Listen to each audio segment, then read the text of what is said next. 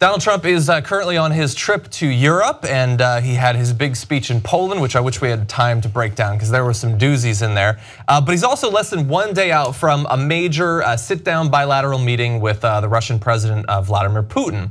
And both White House aides and also outside observers, people who know about these sorts of events, have a lot of advice for how he should approach his preparation for this meeting and how he should conduct himself with Vladimir Putin.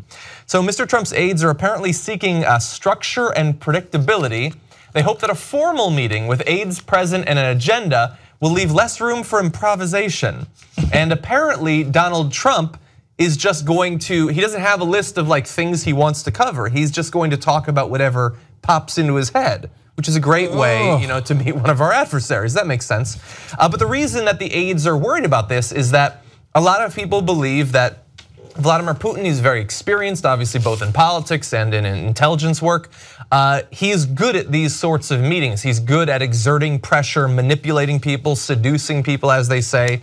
At one point, he brought a black lab to a meeting with Angela Merkel, who's afraid of dogs after earlier in her life being bit by one, to sort of put her off her game in the meeting. So I don't know exactly, maybe he's gonna bring like a really big pair of gloves to the meeting with Trump. I don't know, but he's going to try to manipulate him in some fashion. But look at their prep, look at what they're doing to get him ready. Aides have written a list of tweet-length sentences that summarize the main points Trump could bring up with Putin. Oh, that's the most embarrassing thing I've ever heard. That's not just embarrassing for Donald Trump, it's embarrassing for all of us.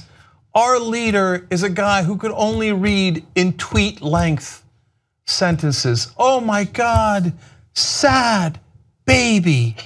There's some chance that he will say something like, you know what, Putin, I need you to stop intimidating #Ukraine. I mean Ukraine. Honestly, he wouldn't actually stand up for Ukraine. Yeah, no, I mean his prep, like we already know that they have to like say his name over and over to keep him interested in the prep. But now he's given up on the trying to get through the hard material. Like he's gonna take a couple of bullet points and then he honestly thinks that he can just sit down with Vladimir Putin and just shoot the shit. Like Vladimir Putin is gonna come in there with some extremely specific and valuable concessions he's looking to get.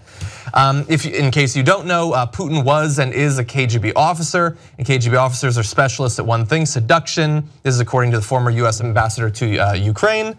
Like he knows how to persuade, how to manipulate, and especially how to give him these little compliments that he knows Donald Trump is going to want.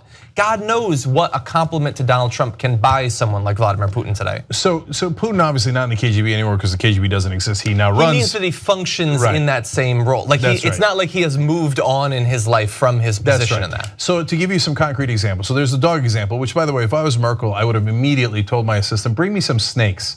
I'm not kidding. Bring me 3 snakes. I don't care if they're poisonous or not poisonous. I'll put it right next to this mother effer. Okay, you gonna bring a dog? All right, I'll bring a snake. You bring a snake, I'll bring a tiger. We'll do it the Chicago way, okay? You're not gonna intimidate me. Who the hell do you think you are? So getting pushed around by this guy. So, but Putin has done it in both ways.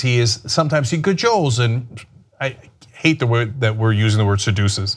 Anyway, in other ways he intimidates, and sometimes he just takes it. As Cersei Lannister once said, you know what else is power? Power is power. So he was with Robert Kraft, the guy who's the owner of the New England Patriots, and he's like, oh, nice Super Bowl ring, can I see it? And he's like, oh, sure. Putin looks at it and puts it in his pocket, walks out. It's now his Super Bowl ring. That's a true story confirmed by Robert Kraft, who is a Trump supporting Republican, okay? So Putin, this is who he is. And yes, he prepares meticulously and works really hard and is going to try to get things from us. And he has a lot of things to work with Donald Trump. Trump thinks, I got this, I already read the tweet-length sentences. Remember that he wouldn't read his briefing, so they had to bring it down to a single page with pictures on it, not joking. Those are sources inside the White House that are saying that. And then now the pretty pictures aren't enough. A whole page is too much. We're down to tweet length. Putin, bad guy. Oh, okay. Putin, bad guy. Maybe. I don't know. He gives me stuff. Maybe we could just a couple of GIFs, maybe to illustrate exactly what he should do. But maybe a wrestling video. Do you see? Maybe. He's like the Undertaker. So you get it? He comes in, he's like the bad guy. He's dark and oh, dark, I get it, right? Bad guy. But he uses dirty tricks. It's like a street fight basically. So if you get a chair, maybe something wrapped in barbed wire, you can use it. Now there was some advice also given by a former KGB officer who's part of like the resistance now in Russia, who said, Trump should be calm, listen to all of Putin's arguments, and avoid making any spontaneous decisions.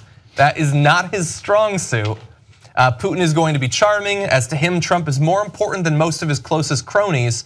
The Kremlin depends on the future relations with USA. They live with Trump on their mind. But he does like making those spontaneous decisions. He can't keep his own attention for the span of a sentence. So there's two different things going on here to summarize. One is that even Trump, and I say even Trump advisors and aides, but actually especially Trump advisors and aides who have to work with him every day, realize what a schmuck he is. They're like, don't let him improv anything because he will bungle it. So let's be really tightly produced so that he can't say anything stupid because he is that stupid. We know, we work with him every day. And we will try to explain it to him in bite-sized sentences because the president is a moron and can't read past 140 characters, right? So they know that, the guys who work with him. These are not people who made it up. These are sources inside the White House, okay? So the second part of this is that, guys, you're wasting, the guys at the White House, to be fair to them, they're Republicans. I don't like them. I got no love for them at all, okay? But you're wasting your time because they are actually, they sound like they are earnest people trying to get whatever they want, and in their case, it's right-wing policies, some of which I agree with is in favor of US interests, and some of which I don't agree with and is a bad idea. But that's, Trump is gonna give Putin what he wants because they already made a deal. So Trump will go there and go, oh, okay, maybe we should lift the sanctions. Oh, I did that out of improv. Oh, I got the tweets wrong, oops. I'm being fair to those Republicans who work in the White House who I can't stand. You guys don't, very, very, very likely, the overwhelming majority of you have no idea what deal Trump might have made with the Russians already. So you're going in there like trying to explain to him what US interests are. He doesn't give a damn about US interests. He gives a damn about Trump interests. So all of this is probably for show. The reality is Putin already played his tricks. He did that before the election and during the election, so he doesn't have to go in there and do any sort of master manipulation when they meet in person. That mission has already been accomplished. Help us build independent media together. TYTnetwork.com/join.